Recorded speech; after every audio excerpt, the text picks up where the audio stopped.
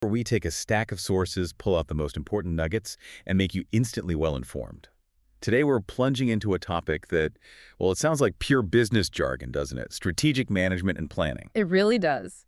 But it's actually fundamental to how any organization finds its way.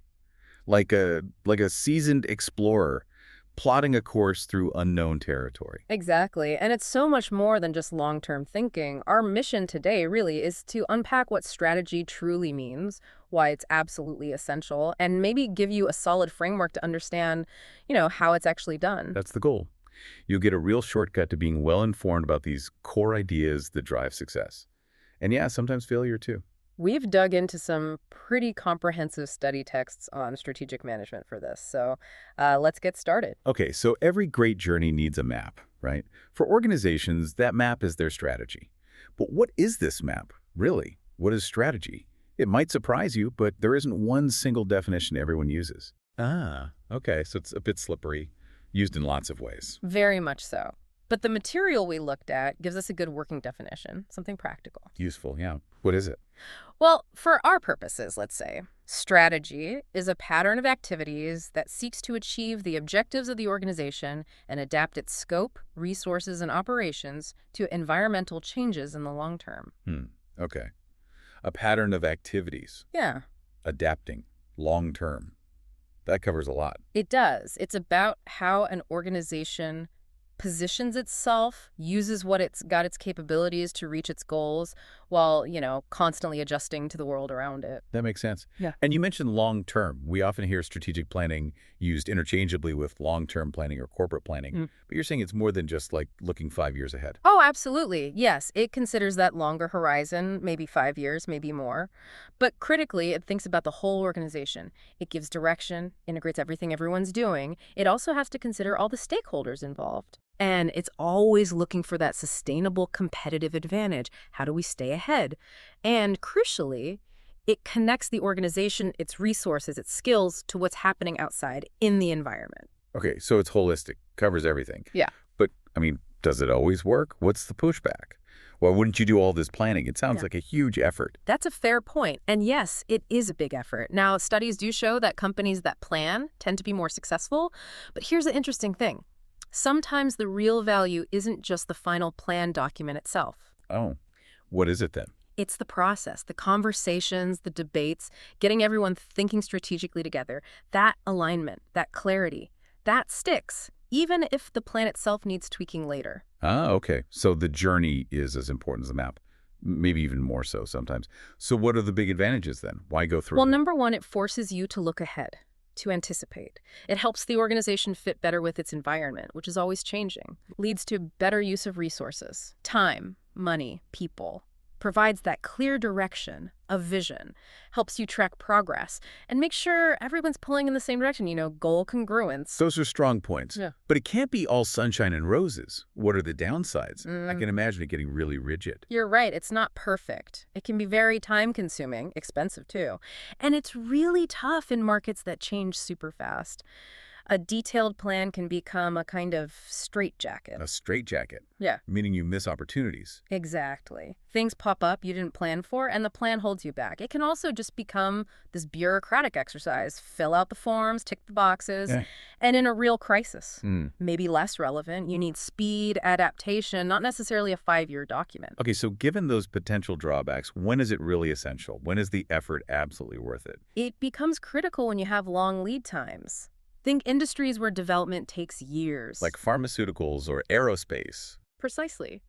Also, if a business needs a major turnaround, or if there's huge capital spending involved, big investments, and definitely when lots of different stakeholders are significantly affected by the decisions. That helps clarify.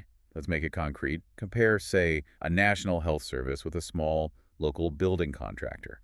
How important is strategic planning for each? Oh, night and day, really. For a health service, it's absolutely vital. Hugely expensive hospitals, years of planning, anticipating population shifts, new treatments. Training doctors and nurses takes ages too. Exactly. And the impact if they get it wrong.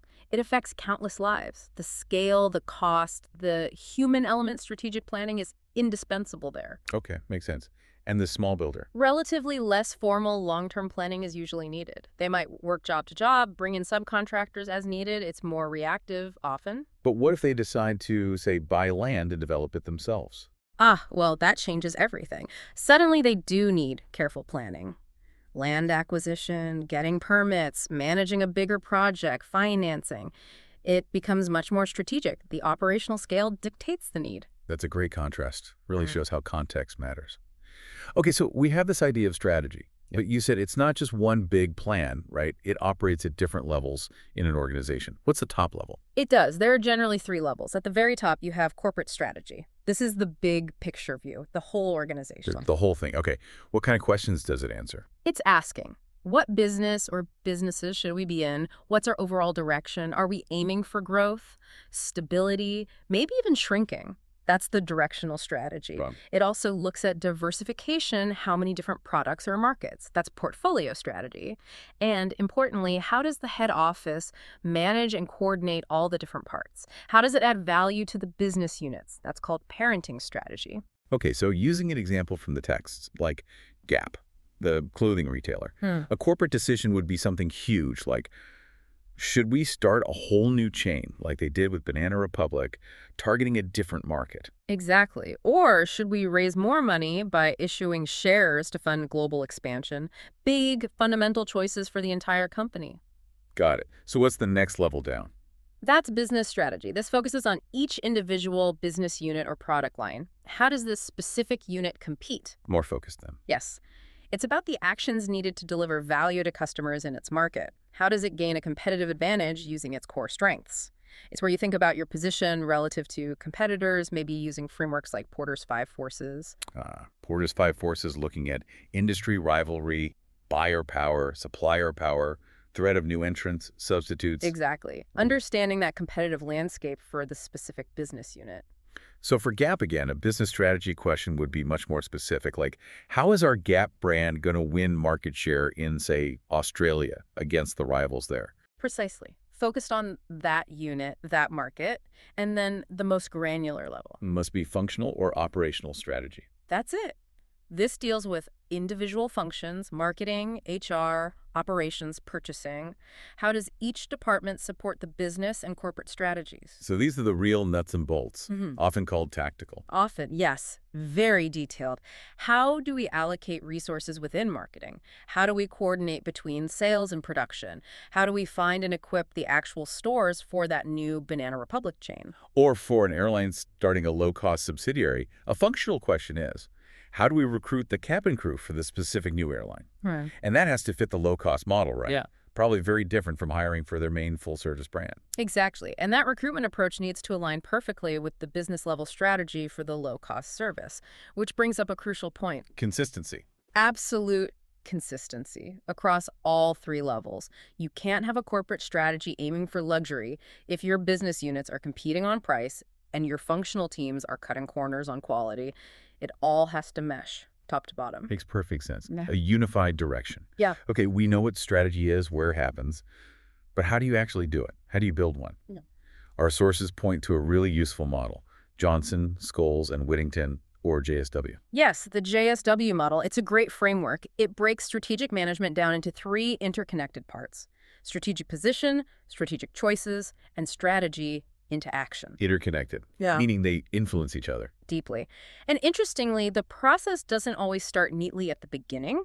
Sometimes you might jump into action first. Really? Like how? Well, a company might launch an internet sales division because they see an opportunity or feel pressure, and then they step back and use the framework to clarify their strategic position and refine the choices they implicitly made. That's fascinating. So it's flexible. Okay, let's bring it down. First part, strategic position, also called strategic analysis. What's the goal here?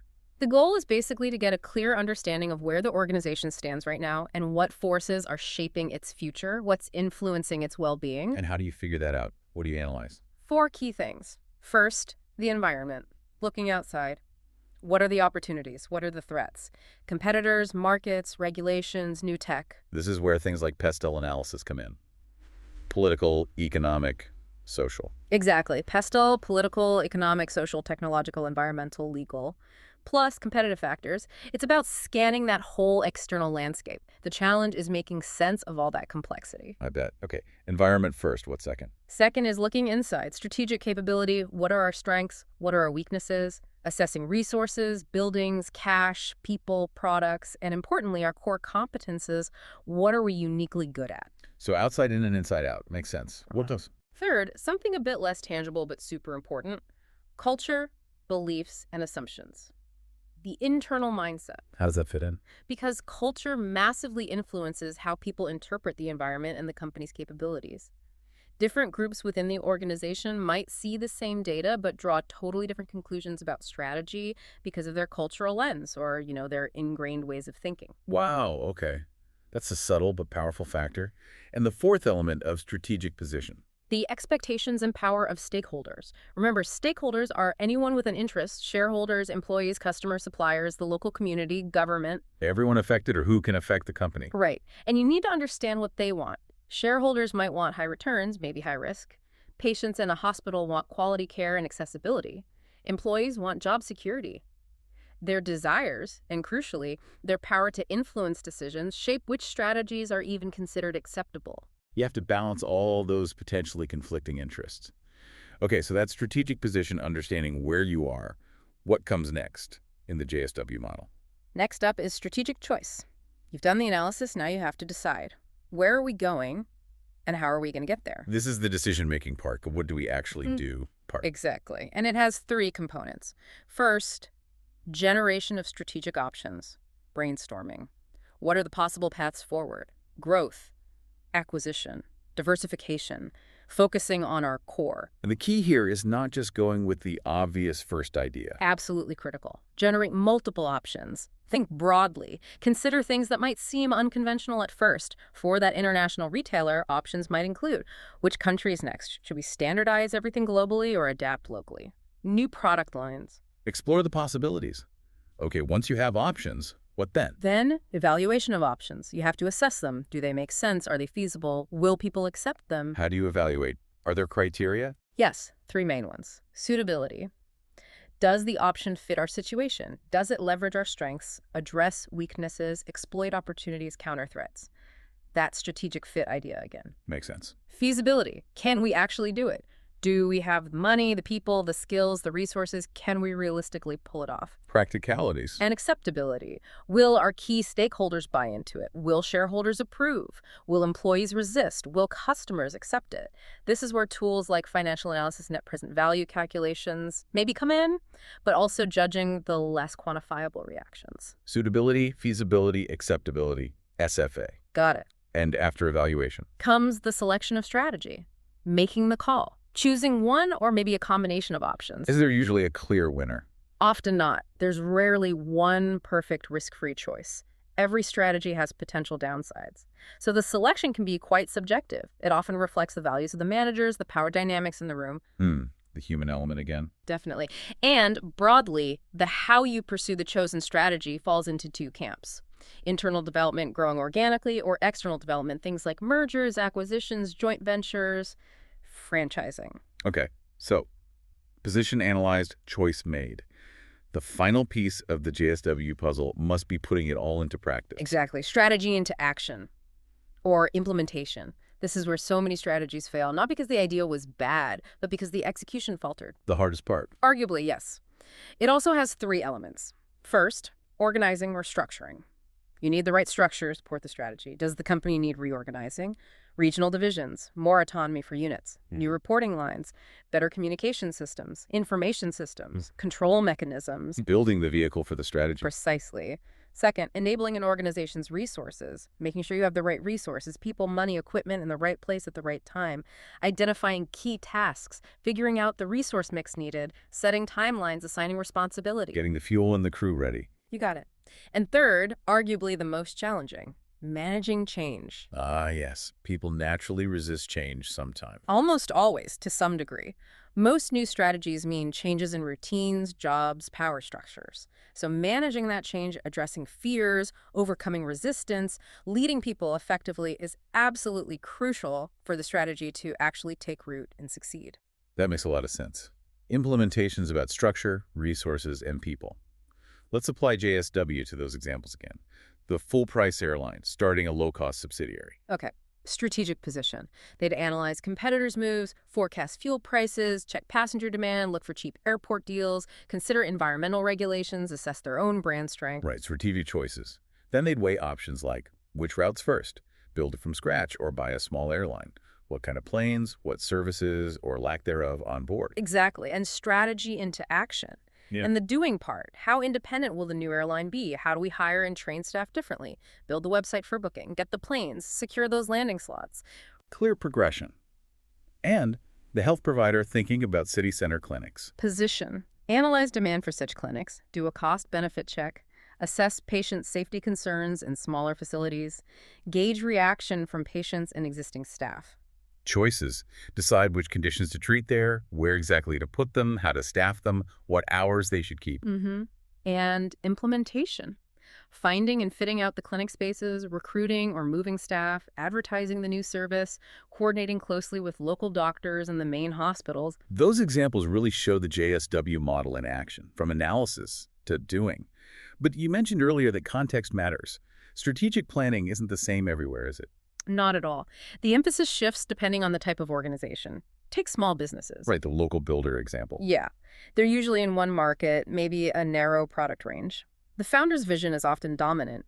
Key issues for them are often about survival against bigger players, finding a niche, maybe. And financing is huge. Their relationship with the bank can be their main strategic constraint or enabler. Okay. And the opposite end, big multinationals. Huge complexity there. Diverse markets, wide product ranges. A key issue is corporate control. How does head office manage all these different businesses in different countries? How much freedom do local managers get? Allocating resources between units is critical. So is coordinating things like global supply chains. Different scale, different problems. What about the public sector? Hospitals, government agencies? Very different dynamics. Government influence is massive, often mandated to provide universal service, even if it loses money. Planning cycles might follow election cycles. Ideology plays a big part. They're competing for funding, so demonstrating value for money is a key strategic imperative. Often rely on alliances, like public-private partnerships, to get things done. And charities, the voluntary and not-for-profit sector. Their main goals aren't financial, obviously. It's about the mission. Funding often comes from donors or grants, not the people receiving the service, which changes things. Values and ideology are central, perhaps leading to more centralized decision-making. And like the public sector, they're in fierce competition for funds, so meeting donor expectations is strategically vital. So the core principles apply, but the focus and constraints really vary. Now, even with the best planning, things can go wrong. Our sources mention something called strategic drift. Sounds ominous. What is it? It is ominous, mainly because it's often subtle. Strategic drift is when an organization's strategy just gradually, almost invisibly, becomes disconnected from what's actually happening in its environment. The world changes, but the strategy doesn't keep pace. Why is it so insidious? Why don't companies see it happening? Well, often it's because the changes are incremental at first, but the real killer is usually internal inertia. People get comfortable. We've always done it this way. That culture of stability makes it incredibly hard to spot the drift or to admit it's happening until performance really starts to suffer. Like boiling a frog, slowly turning up the heat. The sources laid out stages for this drift. They did. It often starts with phase 1, incremental steps.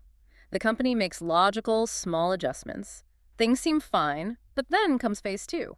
Lagging behind, the market speeds up, maybe technology shifts, and those small steps just aren't enough anymore. The gap widens, the company starts falling behind. But they might still feel like they're doing the right things, just maybe not getting the same results. Exactly. Which leads to phase 3, extended market, old approaches. Managers might try to push into new areas, but they apply the same old thinking, the same old methods that worked before, but don't fit the new reality. If that fails, strategy can enter a kind of state of flux, confusion, no clear direction. Performance drops more sharply. And the final stage sounds drastic. It is. Phase 4, transformational change or crisis. By now, performance is usually poor. The organization has to make radical changes just to survive. It's often a forced, painful transformation, sometimes too late. A cautionary tale. What are the root causes? Why does this happen even to well-established companies? Often it's those rapid, unexpected environmental jolts in a new technology, a major regulatory change. But internal factors are huge culprits too. That cultural resistance to change we mentioned, powerful internal groups who benefit from the status quo and block necessary shifts, office politics influencing decisions. All these things can make an organization inward-looking, slow to react, and blind to the need for change. So the million-dollar question, how do you avoid strategic drift? How do you stay aligned when the world keeps moving? It's not easy, but it's crucial. You need to constantly rigorously scan the environment, not just today, but anticipating the future. Build flexibility into your systems so you can react. Actively work to break down those internal barriers to change. Foster a culture that embraces adaptation, not fears it. So culture is key again. Absolutely. And maintain clarity on your core mission and objectives. They act as your anchor. And critically, you need strong leadership. Leaders who are willing to see the writing on the wall, even when it's uncomfortable, and make the tough calls to change direction before you hit a crisis. Wow, okay. We've covered a huge amount of ground. From defining strategy to the different levels, that detailed JSW model, how context changes things, and this critical danger of strategic drift. I think if you've been listening, you've definitely got a much clearer handle on these core strategic management concepts now. Absolutely. Having a framework like JSW really helps organize your thinking. And remembering that strategy isn't just for the CEO, understanding these dynamics helps you see why some organizations thrive and others will drift. It really does. Which leaves us with a final thought for you, the listener, to chew on. Considering that even the best plans can lead to strategic drift if an organization doesn't keep adapting. How much of strategy is really about having the perfect plan versus having that constant watchful process of adaptation driven by strong, aware leadership? Is it the map or the ability to navigate when the landscape changes? Exactly. And maybe think about how that applies beyond big companies, your own career, a personal project. How do you stay aligned and avoid drifting off course? Something to